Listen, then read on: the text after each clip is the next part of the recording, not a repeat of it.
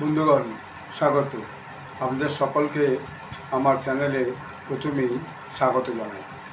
আজ আমি আপনাদের কাছাকাছি একটা এই দক্ষিণ এশিয়ার দেশ, সেটাকে নিয়েই মূলত আলোচনা করব। সেখানে একটা বড় ঘটনা ঘটে গেছে। সেই দেশটা হচ্ছে থাইল্যান্ড। থাইল্যান্ডের খবর এই জন্য আজকে করতে চলেছি যে গতকাল 1 জুলাই থাইল্যান্ডের এই খবরটা সমস্ত নিউজ পোর্টাল এবং কিছু কিছু ইংরেজি নিউজ চ্যানেল এটা পাবলিশ করেছে। কিন্তু বাংলা নিউজ চ্যানেল আমি কোনো চ্যানেলকে এটা পাবলিশ হতে এখনও পর্যন্ত দেখিনি। যদি কেউ করে থাকে তো আপনারা জানাবেন। কারণ এই বাংলা নিউজ চ্যানেল সাধারণত রাজ্যের খবর এবং দেশের খবর নিয়ে ব্যস্ত থাকে। তা আমি যে খবরগুলো করি সেগুলো হচ্ছে মূলত বাইরের খবর এবং অন্যান্য দেশের খবর। যাই হোক, ভারতের সাথে এই থাইল্যান্ডের কোনো বর্ডারের যোগ নাই। এই থাইল্যান্ডের রাজধানী হলো ব্যাংকক। এই ব্যাংকক ভারতের খুবই পরিচিত নাম। ভারতের বহু মানুষ ব্যাংকক তথা থাইল্যান্ডে চাকরি করে, ব্যবসা করে এবং মূলত বেড়াতেও যায়। মূলত ভারতের ওখানে ব্যবসার কাজের সঙ্গে যুক্ত থাকে। এখনই গতকাল এই খবরটা বেশ কিছু ভারতীয় ইংরেজি নিউজ চ্যানেল দেখিয়েছে এবং বিদেশি চ্যানেল তো অবশ্যই দেখিয়েছে। খবরটা হচ্ছে বিশেষত পোর্টালে এগুলো খুব পাবলিশ হয়েছে। খবরটা হচ্ছে যে ওখানকার প্রধানমন্ত্রী ছিলেন পেইটাংথাং সিনোয়াট। এই পেইটাংথাং সিনোয়াট, মিসেস সিনোয়াট, এই মহিলা প্রধানমন্ত্রী খুবই ইয়ং, বয়স মাত্র তার 38 বছর। তার বাবাও এককালে প্রধানমন্ত্রী ছিলেন, তার কাকাও এককালে প্রধানমন্ত্রী ছিলেন। ভারতের সাথে এই দেশটার কোনো বর্ডার যোগাযোগ কিন্তু নাই এবং এইটাই উত্তর পূর্বাঞ্চলের আমাদের যে রাজ্যগুলো আছে, আসাম এবং অন্যান্য যে রাজ্যগুলো আছে, সেই রাজ্যগুলোর মায়ানমারের সঙ্গে যোগ আছে এবং মায়ানমারের সঙ্গে থাইল্যান্ডের যোগ আছে। কিন্তু ভারতের সঙ্গে সরাসরি কোনো যোগ নাই। এই থাইল্যান্ডের পাশে আছে কম্বোডিয়া, একদম বর্ডার লাগালাগি আছে। এছাড়া আছে লাওস, ভিয়েতনাম, এইসব দেশগুলো আছে। তাহলে কম্বোডিয়ার সাথে এই যে থাইল্যান্ডের একটা একটা সমস্যা আছে। ওখানে একটা বর্ডার আছে যেটা ডিসপিউটেড বর্ডার বলা হয় এবং যেখানে আপনার ওই আছে কি বলে, একটা নোম্যান্স ল্যান্ডের মতো আছে। কিন্তু ওই নোম্যান্স ল্যান্ডে 28শে মে ওখানে থাইল্যান্ডের যে সৈন্যবাহিনী, বর্ডার সিকিউরিটি ফোর্স, তারা ওখানে ঢুকে যে কম্বোডিয়ার যে বর্ডার সিকিউরিটি ফোর্স, তাদের সঙ্গে একটা ছোটোখাটো যুদ্ধ হয়ে যায়। তো এই যে ছোটোখাটো যুদ্ধ হয়, এই যুদ্ধগুলোতে মূলত দেখা গেল যে একজন কম্বোডিয়ার সৈন্য মারা গেছে এবং বেশ খানিকটা নিজেদের মধ্যে বেশ ঝগড়াঝাটি লড়াই হয়ে গেছে। এটা একটা ঘটনা ঘটে গেছে এবং এইটা যে একজন কম্বোডিয়ার সৈন্য মারা গেছে, তার ফলে বর্ডার সিকিউরিটি ফোর্সের সৈন্য মারা গেছে, তার ফলে কী হয়েছে, ওখানে দুটো দেশের মধ্যে একটা ভয়ানক টেনশন হচ্ছে যে শুরু হয়েছে।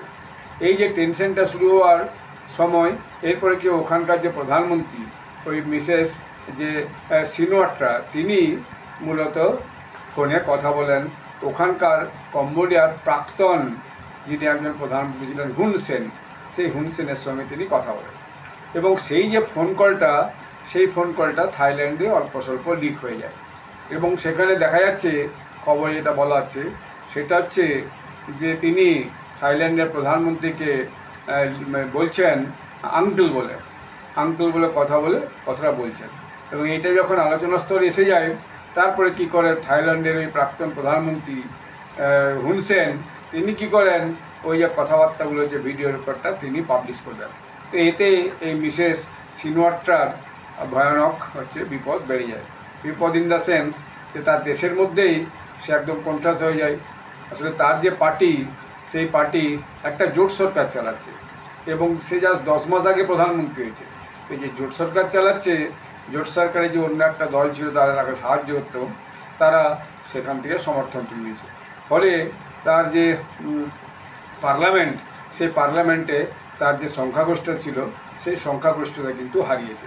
ফলে সে এখন একটু কন্ট্রাস্ট হয়ে গেছে এবং এরপরে দেখা গেল সবচেয়ে যেটা বিপদ হলো তার, সেটা হচ্ছে যে সে দেশের জনগণ রাস্তায় নেমে পড়লো। ব্যাংককের রাস্তায় পুরো হাজার হাজার লোক নেমে গেছে, যে তার নামে স্লোগান দিচ্ছে গেট আউট, গো আউট এই জাতীয় স্লোগান দিচ্ছে।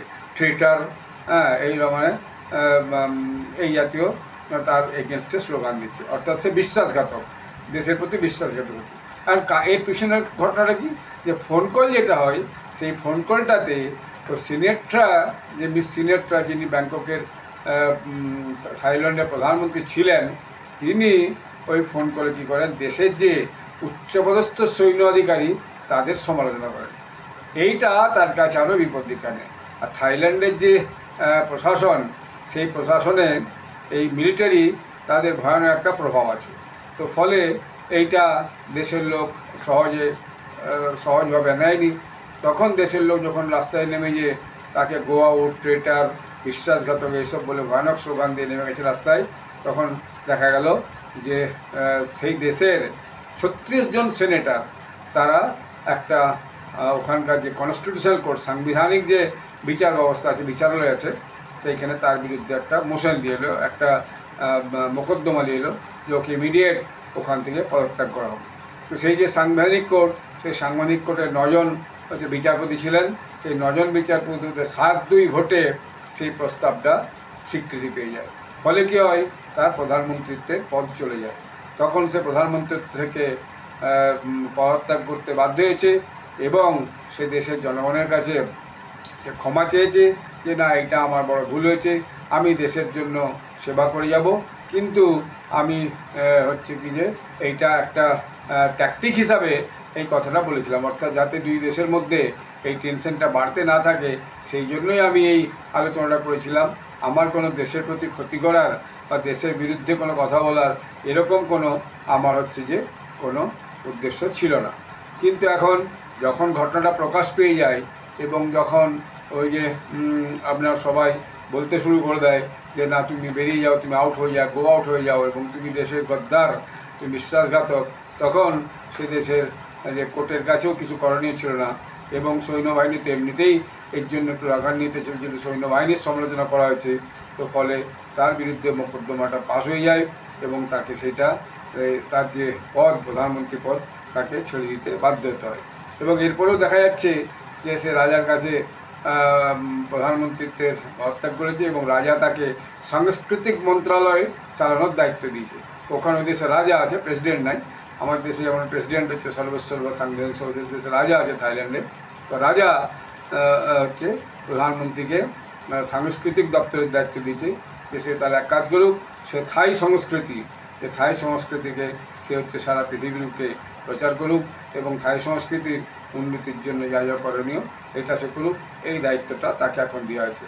এখন এই যে দুই দেশের মধ্যে একটা টেনশন ভাবনা উঠেছে এবং দুই পক্ষ বিশেষ করে থাইল্যান্ড চেষ্টা করছিল যে ঠিক আছে, এই টেনশনটা যেন কমে যায় এবং দুই দেশের মধ্যে যাতে একটা আলোচনা হয় এবং আলোচনা করে এই টেনশনটা কমে যেয়ে যাতে করে নিজেদের মধ্যে আবার একটা শান্তিপূর্ণ অবস্থান করা যায়। কিন্তু দেখা যাচ্ছে যে কম্বোডিয়ার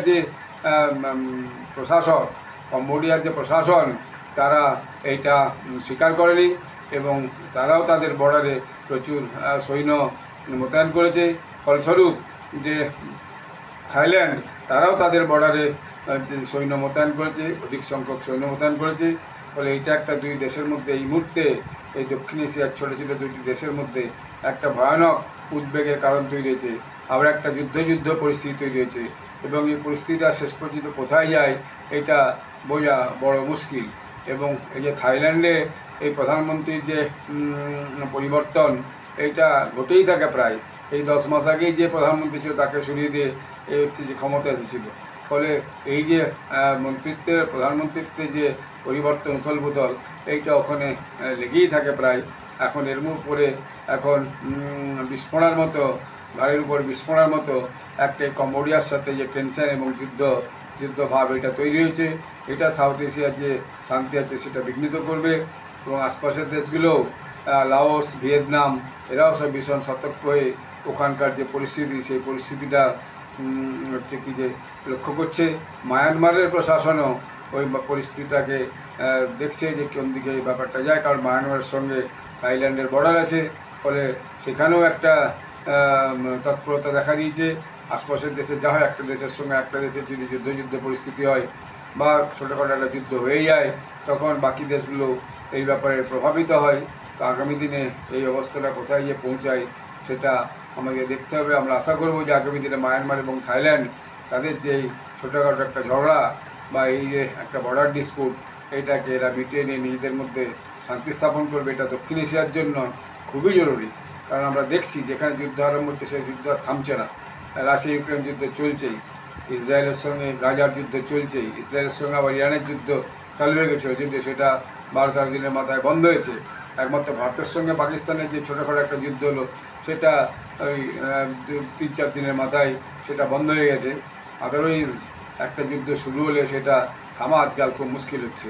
তাই যুদ্ধটা আজকের দিনে কাম্য নয়, বরং সমস্ত দেশই তার বর্ডারে নিজের জায়গায় সীমাবদ্ধ থেকে এবং সেখানে যে নোম্যান্স ল্যান্ড আছে বা যেটা ওই কী বলে আপনার এরিয়া আছে, সেই এরিয়াটাকে অর্থাৎ দু দেশের মধ্যকার যে এরিয়াটা আছে যেখানটা কেউই নিজেদের বলে দাবি করে না, সেইটাকে মেনে চলে নিজেদের মধ্যে শান্তি প্রক্রিয়া চালিয়ে যাওয়ায় বা শান্তিভাবে বসবাস করে দেশের উন্নতি করাটাই কিন্তু আজকের দিনে সবচেয়ে বেশি গুরুত্বপূর্ণ। যাই হোক, আমরা আগামী দিনে এই কী ঘটনাটা ঘটছে সেটা খবর রাখবো এবং খবর রেখে আপনাদেরকে পরে জানাবো। আপনারা আমার এই চ্যানেলটি সাবস্ক্রাইব করবেন এবং এই ভিডিওটি লাইক ও শেয়ার করবেন। এই কথা বলে শেষ করছি। আপনারা সবাই ভালো থাকবেন। ধন্যবাদ, নমস্কার।